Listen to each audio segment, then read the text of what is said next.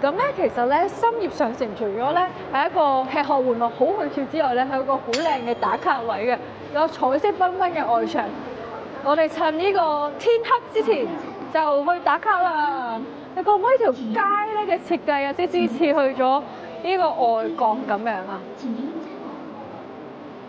即係呢度入咗商場上一層就去到呢度啦。咁其實去咗外街嘅位置真係幾多嘅喎。哇！全部都係食肆啊！究竟個打卡位喺邊咧？其實呢啲已經我覺得呢啲打卡位已經好靚。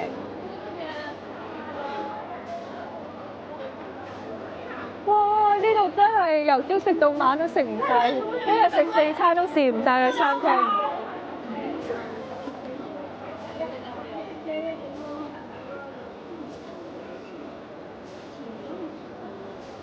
源自香港嘅文藝書店。哦，再上去就係嗰啲橙色打卡位啦，你上咗去先啦。天黑啦，如果唔係就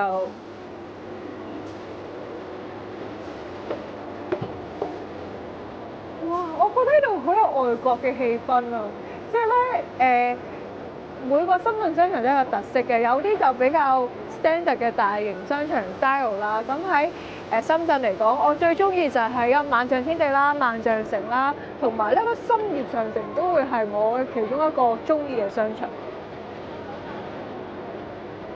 即係我頭先話萬象天地啦、萬象城啦，同埋呢個深業上城咧，佢哋 location 咧都係好方便嘅。見唔到啊？啲人打緊卡啦已經。啲橙色打卡位置喺邊咧？哇！好似迷宮咁啊！約咗你個 friend，其實真係好難知道點樣會合佢嘅。係啦，就呢個位啊，見唔見到啊？嗰啲設計平面啊，佢有啲可能有啲裝飾擋住咗，但係你會見到橙色啊！呢個就係咧，我見到網上打卡位嚟嘅。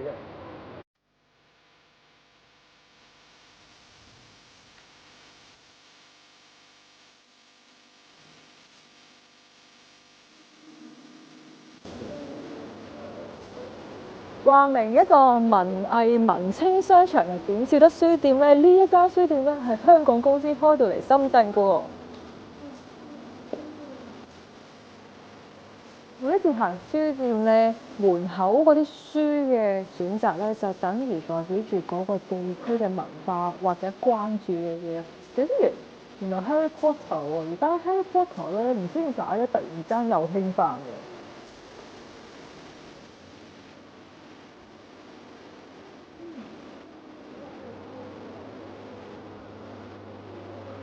大家覺唔覺得呢個商場有少少似去咗外國咁咧？我覺得有少少似東京 style。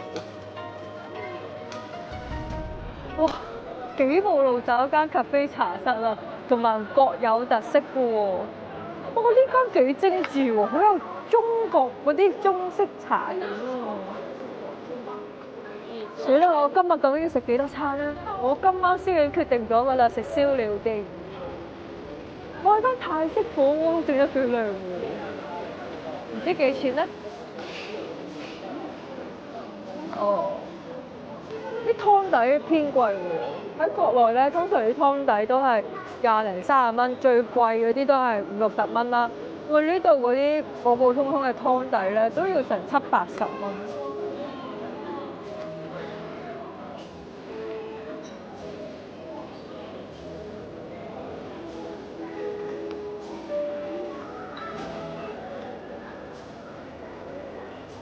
呢度咧，其中一間咧，一早已經係開業嘅山寺分店咧，都好多人慕名而嚟打卡㗎喎。中意食乳鴿嘅你，一定會諗起中山石岐啦。但係唔需要去到中山㗎，呢度有間鹹廚啊，佢裏面有呢個脆鯇同埋呢個乳鴿，佢話專注做咗36年嘅中山菜㗎咯喎，可以一試喎，似乎。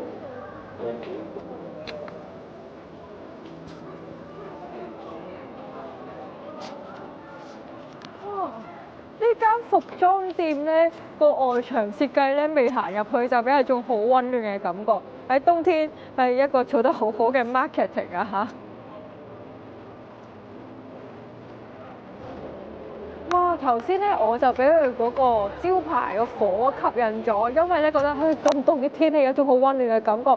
再望一望前邊咁多人排隊嘅，原來呢一間咧係一間深圳創始嘅一間潮店啊，專係幫啲年輕人嘅。佢嘅 promote 一樣嘢咧就係呢個時裝係冇階級嘅，咁你會見到咧裏面咧就咁由外面望入去咧，就見到佢啲設計比較 freestyle 啲型啲嘅。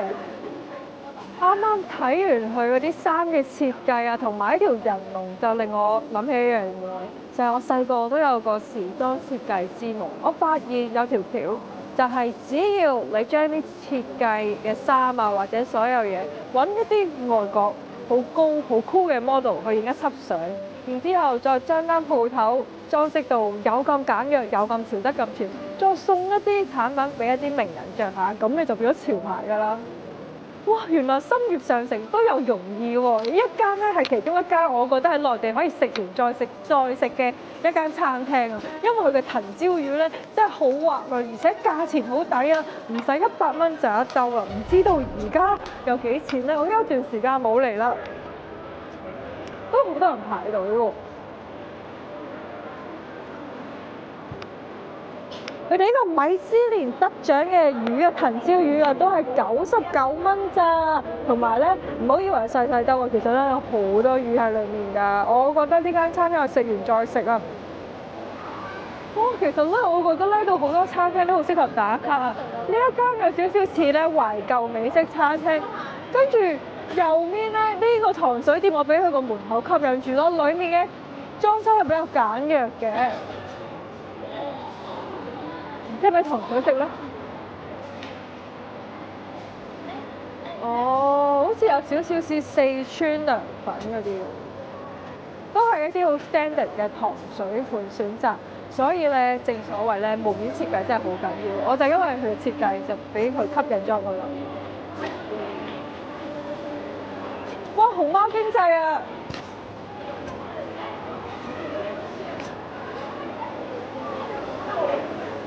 熊貓火鍋啊！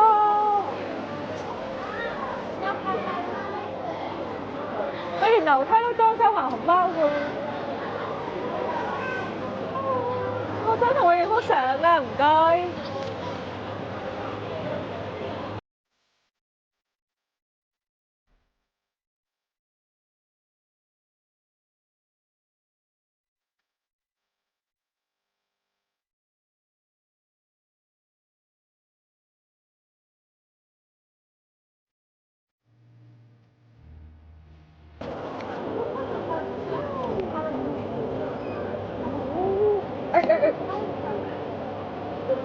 哇！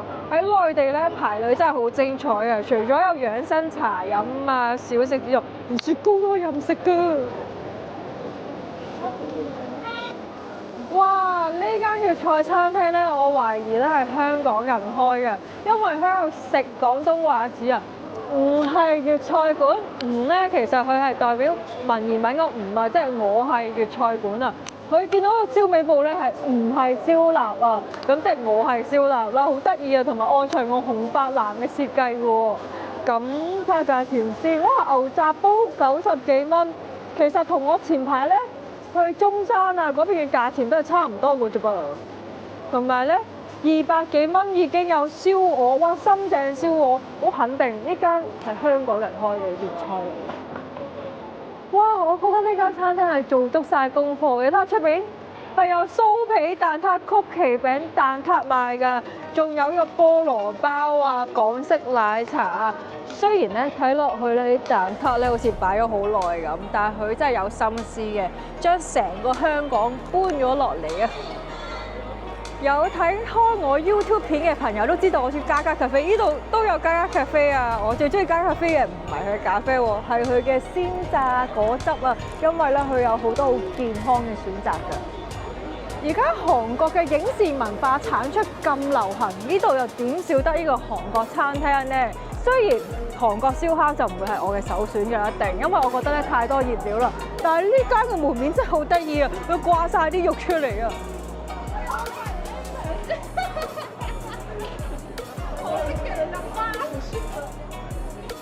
哇！同埋咧都幾多人排隊，而我就真係唔係太中意食韓燒，因為我覺得咧佢所有肉都係醃晒。如果要食呢個燒烤咧，我係會揀日式燒烤，因為日式燒烤係食到肉嘅原味。